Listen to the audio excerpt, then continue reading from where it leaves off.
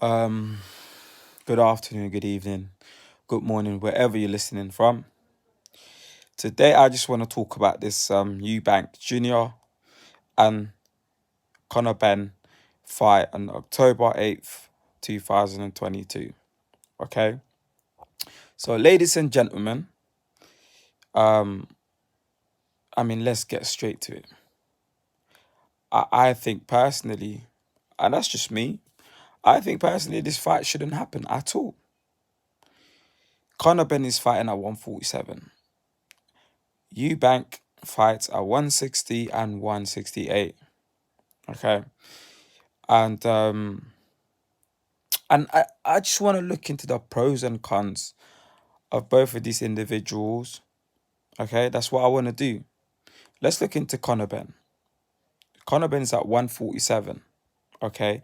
Conor Benn is not top 10 in the world at 147. He has improved proved himself, proven himself. Okay, he hasn't. Which I think he can in due time. But at the moment, as we're speaking, he hasn't done much on the 147 division, apart from, in the UK. Internationally, he hasn't done much, okay? I believe Conor Benn on his 16th or 15th fight got dropped by a 147 right? A 147 pounder dropped Conor Benn. It was quite hurt, to be fair. Regardless, I'm not saying he's got a bad chin or his chin is rubbish. No, he's not a mechanic. Obviously not. But but let's be real. Let's be honest with you. At the end of the day, if he gets dropped by a 147, what do you think Eubank, lands one of those punches? What's gonna happen to him? All right. Conor Benn is very explosive. Um, he is durable. Um, and he fights with so much passion. And we love it. I'm a fan of Conor Ben, love it. All right. Now let's look into Eubank. Eubank can do exactly what Conor Ben can do better, if you ask me. More experience, more durable. Eubank can go. I've never seen Eubank blow out. I've never seen Eubank. And his punch output per round, you're looking at 70 to 100 punches per round. And this guy doesn't get tired. Okay. Again, you're looking at someone, very explosive, for a lot of punches, doesn't get tired. All right. And if again, a good small man is always gonna lose to a good big man. And which I think personally, Eubank fought some great fighters. Let's look at George Groves. Let's look at Billy Joe Saunders. These are the opponents that he fought. You go and watch these fights. These fights are very competitive. Again, I believe that Chris Eubank against Billy Joe Saunders, that was a very, very close fight. And personally, I thought that should have been a draw. I don't think there was a winner on that fight. I think that should have been a draw, because after 6 rounds it was messy, and Chris was just doing all the work. Billy Joe was holding, tying up, just doing things that needs to be done. You know, again, Eubank against Groves, George Groves. Let me just get this very clear. George Groves dropped Carl Froch. Carl Froch is known to have the best chin in the world. Not in the world, but in the UK. Or let's just say he's known to have one of the best chins out there. And George Groves dropped him.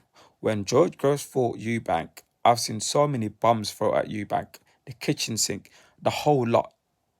And I actually thought he was going to get rid of him. Eubank was right there coming forward, letting his hands go. And you telling me little old Conor Ben is going to go in there and knock Eubank out clean? I can't see it. I really cannot see that. You know, again, credible trainers, credible fighters are sitting there going, "Oh yeah, it's gonna be a fantastic fight. No, it is a one-way traffic, if you ask me. Eubank is gonna hurt this kid. He really is gonna hurt this kid. You know, Conor Ben is too young. He can do what he needs to do for the next 3 years, and he's still gonna do great. But this fight can define his career at the end of the day. It can, and I think it might be damaging to his career, if you ask me. You know, um, it's just, again, credible fighters, credible trainers saying it's gonna be competitive because the fact that their dads fought, that's their dad. They were in the same weight class, they're both on the same level, but this is a complete mismatch. A complete mismatch. I really do believe Nigel, the father of Nigel Benn, father of Conor Benn, and Conor Benn's team, Eddie, Hearn, all of these guys are selling Conor Benn's soul for money. They're only doing this for money. What benefits them, not Conor Benn, if you ask me. Because a fighter will never turn a fight down. They will never turn a fight down. Oh, you want to fight? Yeah, I want to fight him. I'm a warrior. Everyone thinks I'm a warrior. I'm gonna go out there. No, no, no, no, no, no, no. It's the team should step in there, and the managers step in there and say, you know what, and the promoters step in there, like, you know what, this is a bit too much. You're 147. He's 168. It is just different. It's very different. Um, and I think people really need to look into this. I'm saying this because I care for both of the fighters.